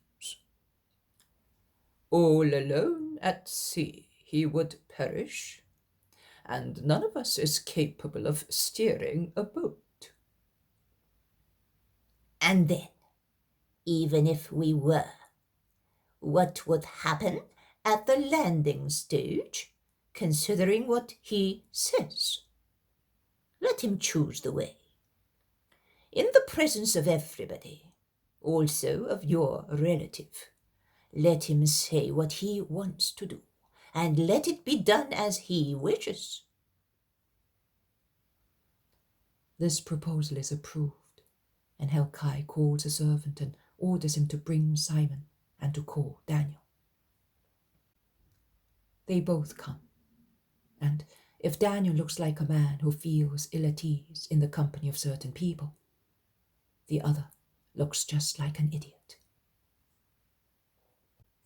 Listen to us, Simon. You say that we are keeping you in prison because we want to kill you. You must, because that is the order. You are raving, Simon. Be quiet and listen. Where do you think you would recover your health? At sea, out in the open sea, where no voice is heard, where there are no sepulchres. Because sepulchres open and the dead come out, and my mother says, be silent, Listen. We love you, like one of our blood. Do you really want to go there? I certainly do, because the sepulchres here open up and my mother... You will go there. We will take you to the seaside. We will give a boat, and you... But you are committing a homicide. He is mad. He cannot go by himself, shouts honest Daniel. God does not do violence to the will of man. Could we do what God does not do? But he is insane. He no longer has a will. He is more foolish than a newborn baby. You cannot. Be silent. You are a farmer and nothing else. We know. Tomorrow we will leave for the sea. Cheer up, Simon. For the sea. Do you understand? Ah! I shall no longer hear the voices of the earth. No more the voices! Ah! A long cry. A delirious agitation. Eyes and ears close. And another cry of Daniel, who runs away terrorized. Who is it? What is happening? Stop that madman and that fool! Are we all losing our wits? Shouts Helkai. But he whom Helkai calls a fool, that is his relative Daniel, after running away a few meters, prostrates himself on the ground, whereas the other one froths at the mouth where he is, in a frightful convulsion, and shouts, Make him be quiet! He's not dead! And he shouts and shouts and shouts! More than my mother! More than my father! More than he did on Golgotha! There! Can you not see there? He points at the place where Daniel is, placid, smiling, with his face upwards, after being with his face downwards on the ground. Helkai reaches him and shakes him violently, furious as he is, without bothering about Simon, who rolls on the ground and foams, uttering beastly shouts amid all the others who look terrified as they surround him. Helkai says to Daniel, You visionary idler, will you tell me what you are doing? Leave me. Now I know what you are, and I am going away from you. I have seen, benign to me, dreadful to you, him who you want me to believe is dead. I am going away. I want to protect my soul rather than money and wealth. Goodbye, you cursed one. And if you can, try to deserve God's forgiveness. But where are you going? Where? I do not want. Are you entitled to keep me prisoner? Who gave you that right? I leave you what you love, and I will follow what I love. Goodbye. He turns his back on him and goes away, as fast as if he were drawn by a superhuman power, down the green slope of olive trees and orchards. Helkai is livid with rage, and he is not the only one. Rage chokes them all. Helkai threatens to take vengeance upon his relative, upon all those who, with their frenzies, he says, maintain that the Galilean is alive. he wants to say, he wants to do. One, I do not know who it is, says, "We will do! We will do! But we shall not be able to close all the mouths, all the eyes that speak, because they say, we are defeated. The crime is upon us. Now comes the expiation." and he beats his breast, seized with such anguish that he looks like one who is climbing the steps of the scaffold. "The revenge of Jehovah," he also says, and all the age-old terror of Israel resounds in his voice. In the meantime, Simon, wounded, frothing at the mouth, frightened, raves, shouting like a damned soul. "Parricide! He said to me, make him keep quiet, quiet, parricide! The same word as my mother's, so do all the dead speak the same words."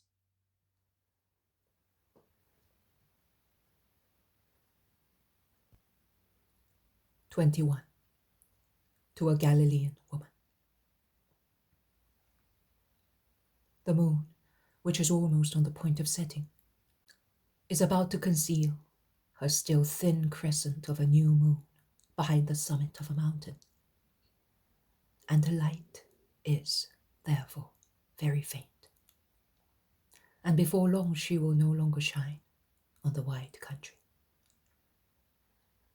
And yet a wayfarer is on the solitary road, a small road, a path among the fields, more than anything else. He is walking holding a very simple lantern hanging from a ring, one of those which, being as old as the world, I think, are generally used by carters to have light at night. As glass was not a common thing, I think it was completely unknown, as I never happened to see any in any house, such as a drinking glass or a vase, or as a shelter at windows. The flame was protected by something that could be either a mica or parchment. The light that filters is so faint that it illuminates only a small space around the lantern. But as the moon is completely concealed, the light of the poor lantern seems to grow stronger, forming a clear dancing point in the darkness of the country. The wayfarer walks. Dawn begins to appear in the sky at the extreme horizon. But it is so feeble at present that it does not illuminate anything, and the poor lantern is still needed. Another wayfarer, all enveloped in a mantle, is waiting or resting near a little bridge. The one with the lantern, who is making for that bridge, stops in a doubtful attitude. He is uncertain whether he should pass there or go back. Where the gravel bed of a little torrent, there are large stones that can serve to cross over a little water at the bottom. The one sitting on the rustic parapet, made of the trunk of a tree with a white-green bark still on it, raises his head, watching the one who has stopped. He stands up and says, "Be not afraid of me. Come forward. I am a good companion, not a highwayman." It is Jesus. I recognize him more by his voice than by his appearance, which is veiled by the deep twilight, that the light cannot penetrate as far as Jesus. But the person stops, still doubtful. "Come, woman, do not be afraid. We shall go together for a stretch of the road, and it will be a good thing for you.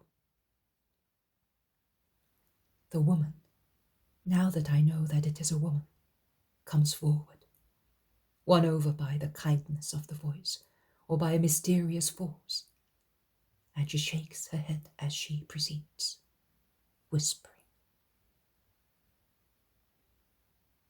"There is no more good for me." They now proceed side by side along the path, which is so wide as to allow only 2 pedestrians to pass. The advancing dawn shows. On one side of the path, a stiff forest, in miniature of ripe corn, awaiting the sickle. On the other side, the corn has already been cut and is lying in sheaves in the field, despoiled of its glory of a ripe harvest. "May they be cursed," says the woman in a low voice, casting a glance at the sheaves lying in the field. Jesus is silent. The day is advancing. The woman puts out the poor lantern, and to do so, she uncovers her face disfigured by tears. And she raises her head to look eastwards, where a yellow-pink line announces the rising of the sun. She shakes her fist eastwards, and she says again, "May you be cursed too." The day, God made it, as he made the corn. They are favors of God. They are not to be cursed, says Jesus kindly. "And I curse them. I curse the sun and the crops, and I have a reason for that." Have they not been good to you for so many years? Did the former not ripen your daily bread, the grapes that change into wine, the vegetables and the fruit of the kitchen garden? Did it not make the pastures to grow to feed sheep and lambs, on whose milk and meat you fed, and with whose wool you wove your garments? And did the corn not give bread to you, to your children, to your father and to your mother, to your husband?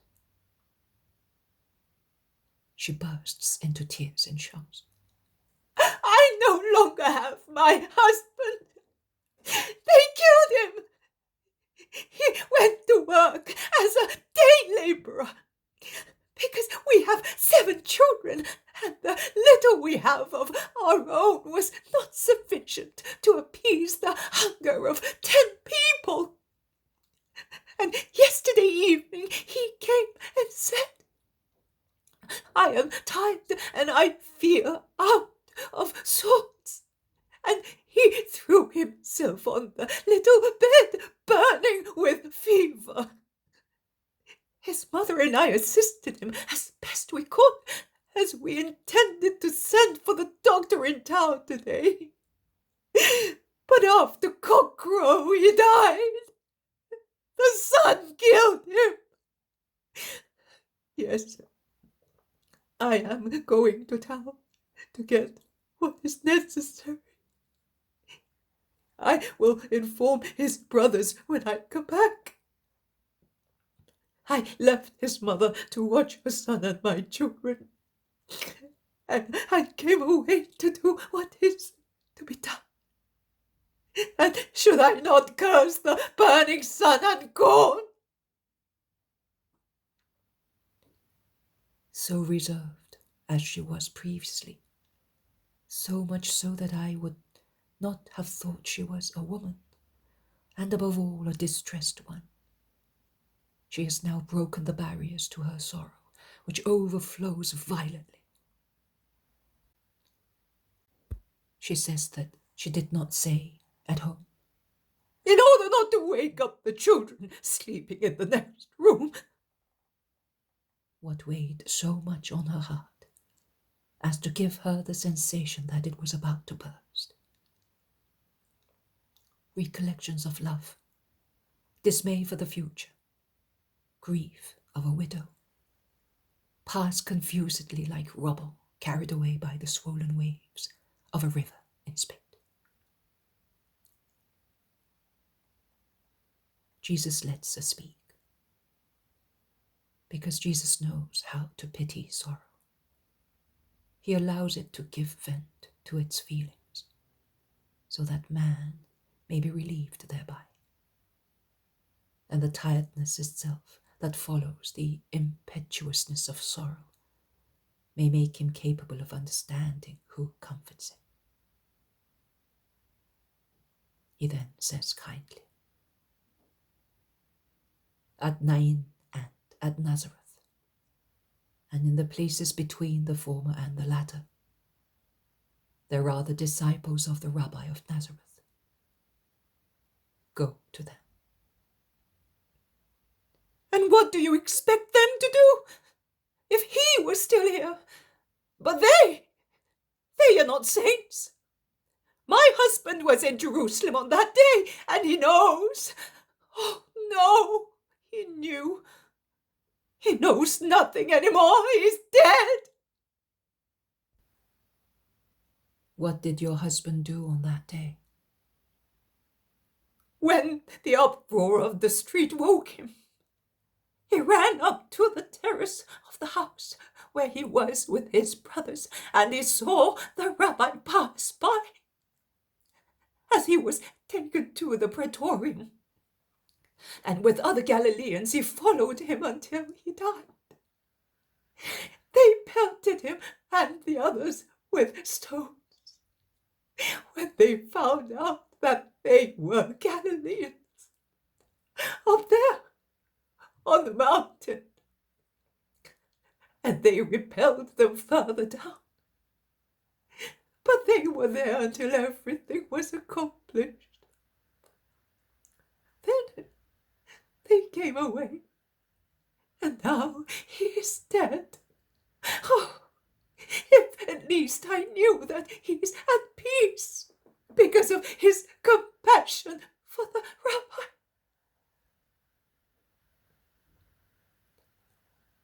Jesus does not reply to that wish, but he says, "He will then have seen that there were some disciples on Golgotha. Were all the Galileans perhaps like your husband?" Oh, no. Many, also from Nazareth, abused him. It is known. What a shame. So, if many people also from Nazareth showed no love for their Jesus, and yet he has forgiven them, and many will become holy in the future, why do you want to judge all the disciples of Christ in the same way? Do you want to be more severe than God is? God grants much to those who forgive. The good rabbi is no longer here. He is no longer here. And my husband is dead. The rabbi has given his disciples the power to do what he did. I am prepared to believe that. But he alone could defeat death. He alone. And do we not read that Elijah gave the spirit back to the son of the widow of Zarephath? I solemnly tell you that Elijah was a great prophet, but the servants of the Savior, who died and has risen, because he was the Son of the true God, and became incarnate to redeem men, have even a greater power, because on the cross he forgave them their sins, and they were the first to be forgiven, as he was aware, through divine wisdom, of the true sorrow of their contrite spirits. He sanctified them after his resurrection, forgiving them again, and he infused the Holy Spirit into them, so that they could represent me worthily, both with their words and their deeds. and the world might not remain desolate after my departure from it. The woman steps back lively, dumbfounded. She throws her veil back to look at her companion, but she does not recognize it. She thinks that she has misunderstood, but she dare not speak anymore. Are you afraid of me? First, you thought that I was a highwayman, ready to snatch the money you have in your breast, and serves to buy what is necessary for the burial. And you were afraid. Are you now afraid to know that I am Jesus? And is Jesus not the one who gives and does not take? He who saves and does not ruin? Go back, woman. I am the resurrection and the life. Sudarium and spices are not necessary for him who is not dead, who is no longer dead, because I am he who defeats death and rewards who has faith. Go. Go home. Your husband is alive. Not one faith in me is left without reward. He makes the gesture of blessing her and going away. The woman comes out of her petrification. She does not ask. She does not doubt. Nothing. She falls on her knees, adoring. Then, at last, she opens her mouth and, searching in her breast, she pulls out a small purse, the poor purse of poor people, to whom misery forbids solemn honors for their dead relatives. And offering her purse, she says, I have nothing else to tell you my gratitude, to honor you. I no longer need money, woman. You will take it to my apostles. Oh, yes, I will go to them with my husband. But what can I give you, my Lord? What? You appeared to me, this miracle, and I did not recognize you. And I so upset, yes, unjust even with things. Yes. And you did not think that they are, because I am, and that everything that God made is good. If there had been no sun, if there had been no corn, you would not have had the present grace. But how much sorrow! The woman weeps, remembering it. Jesus smiles and shows his hands, saying,